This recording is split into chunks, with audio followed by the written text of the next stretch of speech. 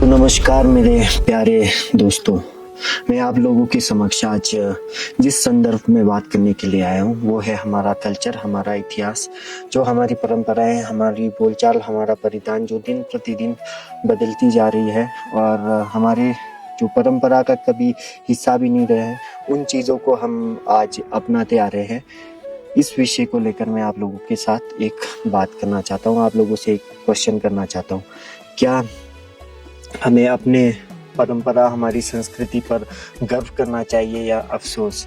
सबसे पहले तो हमें अपनी परंपरा, हमारा इतिहास, हमारा जो संस्कृति है, हमारी संस्कृति पर इसलिए गर्व करना चाहिए क्योंकि वो आज के टाइम में बहुत ही तेज़ी से विश्व भर में विख्यात होता जा रहा है और हमारे किन्नौरों का नाम तेज़ी से पूरे दुनिया के सामने आ रहा है कि किन्नौर नाम का भी कोई स्थान है जो हिमाचल प्रदेश, इंडिया में है करके।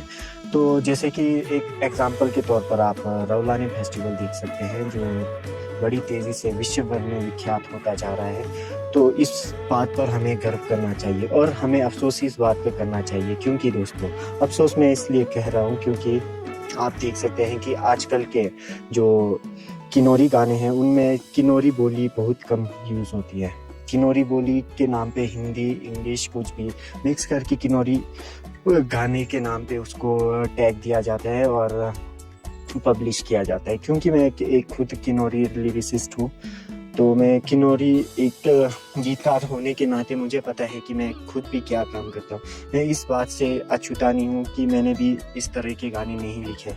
क्यों? क्योंकि आज के टाइम में दोस्तों जो हमारी बोली है वो इतनी मरती जा रही है ना, क्योंकि आज के टाइम के जो बच्चे हैं, नई आने वाली पीढ़ी है, उन्हें पूरा प्रॉपर तरीके से किन्नौरी समझ नहीं आती है, किन्नौरी बोली समझ नहीं आती है। वो क्यों? वो इसलिए क्योंकि आधुनिकीकरण के इस दौर में हर व्यक्ति वेल एजुकेट होने के लिए बाहर पढ़ने जा रहा है और वो घर से दूर रहने के कारण उसकी भी कोई गलती नहीं है कि उसको किन्नौरी क्यों नहीं आ रही है।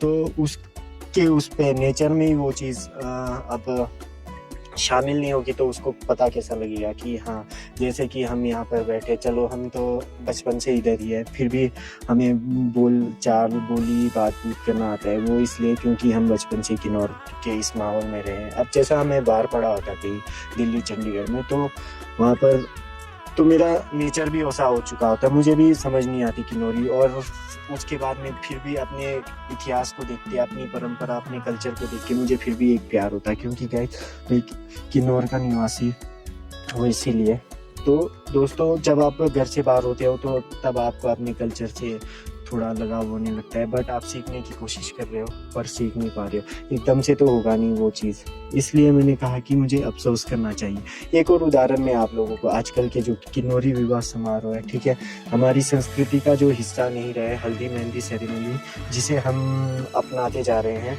उसको लेकर भी मैं थोड़ा सा सोच रहा था कि क्यों कर रहे हैं हम अपनी संस्कृति के साथ।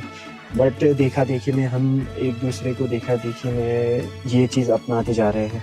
अगर किसी को मेरी बात बुरी लगी या मेरी बात सही लगी तो आप टिप्पणी के माध्यम से मुझे बता सकते हैं ताकि मैं इस विषय को लेकर आगे एक और वीडियो पोस्ट कर सकूं। बाकी तो मैं यही सोच रहा था कि बैठ के कि आजकल हमारा इतिहास हमारी आवश्यकता अनुसार ही बदलता जा रहा है। जैसे आविष्कार आवश्यकता की जननी है, वैसे ही हमारी परंपरा, हमारा कल्चर, जो सब कुछ चीज़ें ना, ये बड़ी तेज़ी से चेंज होता जा रहा है। अब क्लाइमेट को भी देखो, आज के टाइम में दिसंबर में पहले कितनी बर्फबारी होती थी, अब देखो अब सूखा पड़ा है, लोग खेतों में पानी लगा रहे हैं। बस इस तरह का चेंजेस हमारे पर्यावरण, हमारे कल्चर, हमारे समाज में आता जा रहा है। तो दोस्तों, बस अभी इस टॉपिक को यहीं पर ही एंड करता हूँ। ठीक है दोस्तों, अगले टॉपिक में मिलेंगे, टिप्पणी ज़रूर करें। धन्यवाद।